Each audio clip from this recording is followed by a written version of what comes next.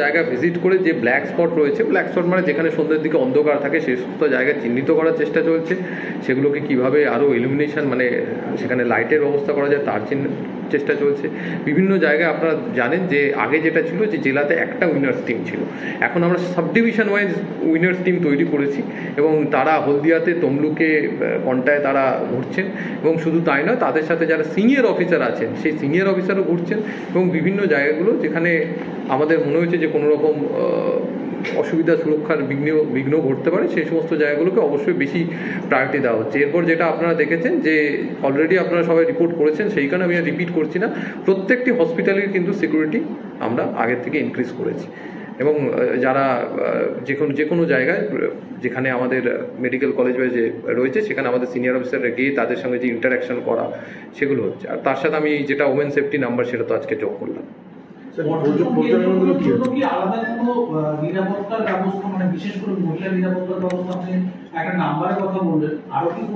আপনারা জানেন যে পূর্ব মেদিনীপুর জেলা পুলিশের তরফ থেকে আমরা মনের কথা বলে একটি প্রোগ্রাম, স্বয়ংসিদ্ধা যে আমাদের মহিলা এবং শিশুদের সচেতনতার জন্য যে প্রোগ্রাম পশ্চিমবঙ্গ পুলিশের চলে, তারই মধ্যে মনের কথা বক্স এবং সেই রিলেটেড একটি সচেতনতা প্রোগ্রাম আমরা চালাচ্ছি, যার মধ্য দিয়ে আমরা বিভিন্ন স্কুলে পৌঁছে যাচ্ছি এবং সেখানে এই যে বাক্সটা, মনের কথা বাক্সটা আমরা রাখছি, যাতে স্কুলের ছোট ছোট ছেলেমেয়েরা তাদের যে সমস্ত সমস্যা হতে পারে তারা সবসময় আমাদের সামনে পুরোটা বলে উঠতে পারে না, কিন্তু তারা আমরা যখন পুলিশ পার্সোনাল যখন থাকবে না সেই সময় যাতে তারা বলতে পারে, সেই জন্য এই বাক্সটা স্কুলে রাখা হচ্ছে।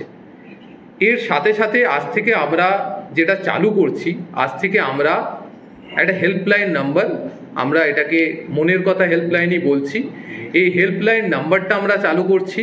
এই নাম্বারের মধ্য দিয়ে প্রত্যেকে, যে কোনো মহিলা যে কোনো সময় যদি যে কোনো বিপদে পড়েন, এই ওমেন হেল্পলাইন নাম্বারের মধ্য দিয়ে তারা আমাদের কাছে পৌঁছে যেতে পারেন। আপনারা জানেন যে পূর্ব মেদিনীপুর জেলাতে শুধু জেলার মানুষেরাই নয়, বহু পর্যটকও আসেন, তারাও এই নাম্বারের মধ্য দিয়ে আমাদের কাছে পৌঁছে যেতে পারেন। ফোন কল এবং হোয়াটসঅ্যাপ দুটো মাধ্যমেই তারা আমাদের কাছে তাদের যে কোনো সমস্যা এটা জানাতে পারবেন। এই মুহূর্ত থেকে আমরা আজ থেকে এই নাম্বারটাকে চালু করে দেবো এবং পরবর্তী সময়ে এই নাম্বারটা মধ্য দিয়ে যখন আপনারা হোয়াটসঅ্যাপে যোগাযোগ করবেন, এটাও দেখা যাবে যে হোয়াটসঅ্যাপে একটি চ্যাটবোট আপনাদের গাইডও করে দেবে। সেই জিনিসটাও আমরা খুব শীঘ্রই আগামী সপ্তাহ থেকে চালু করে দেবো এবং সেই চ্যাটবোটের মধ্য দিয়ে আপনার যদি মনে হয় যে কোনো থানা বা কোনো যারা অন্যান্য যারা সিনিয়র অফিসার আছেন তাদের সাথে আপনারা যোগাযোগ করবেন, সেই নাম্বারটা সেই হোয়াটসঅ্যাপ চ্যাটবোটই আপনাদের দিয়ে দেবে। তাই কোনোভাবে যদি যেটা আমরা ওমেন হেল্পলাইন নাম্বার বা মহিলা সুরক্ষা নম্বর বলছি, তার মধ্য দিয়ে যদি যে অসুবিধার মধ্যে পড়েছেন তার সমস্যার সমাধান না হয়, অন্যান্য যারা রয়েছেন আমাদের থানাতে যারা রয়েছেন বা আমাদের এসডিপিও সাহেব, অ্যাডিশনাল সাহেব বা আমার প্রত্যেকের নাম্বারও ওই চ্যাটবটের মধ্যে দিয়ে যারা থাকবেন, যারা আমাদের সাথে যোগাযোগ করার চেষ্টা করবেন, তারা পেয়ে যাবেন।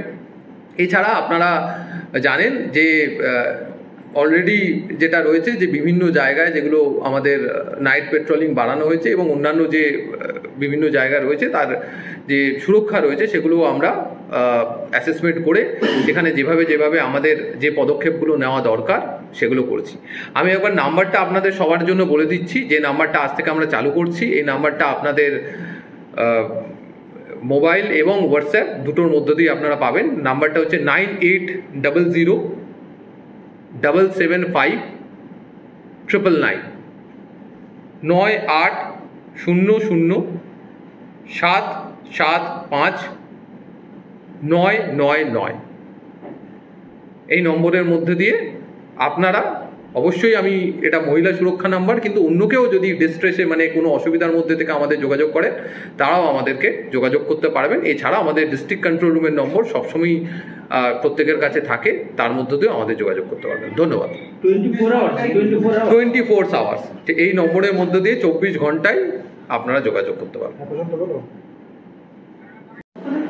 পর্যটন কেন্দ্রগুলোর জন্য দীঘা মন্দারমণি আপনারা দেখেছেন যেখানে বহু মানুষ আসেন।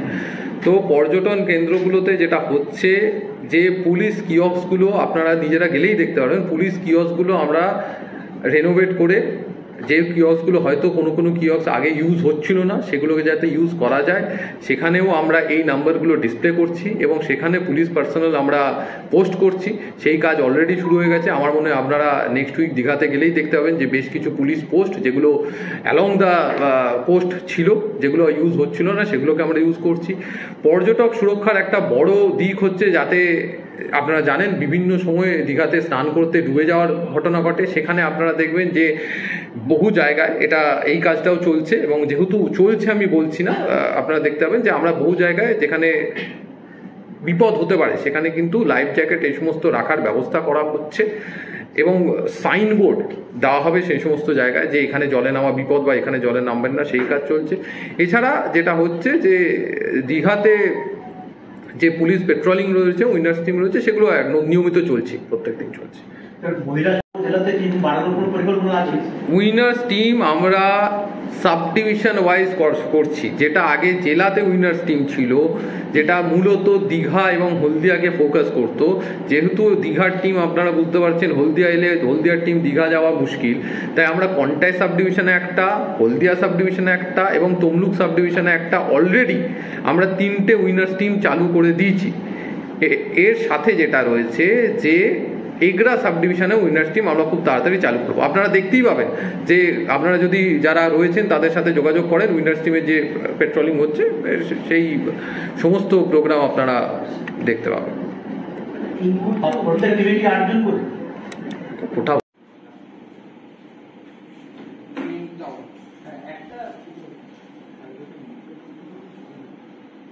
এমনি একটা জিনিসও করা যায়, আপনি মোবাইলে ওই নাম্বারটা ডায়াল করে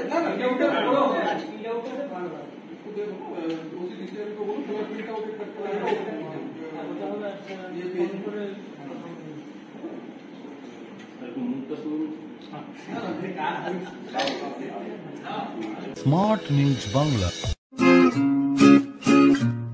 স্মার্ট নিউজ বাংলা।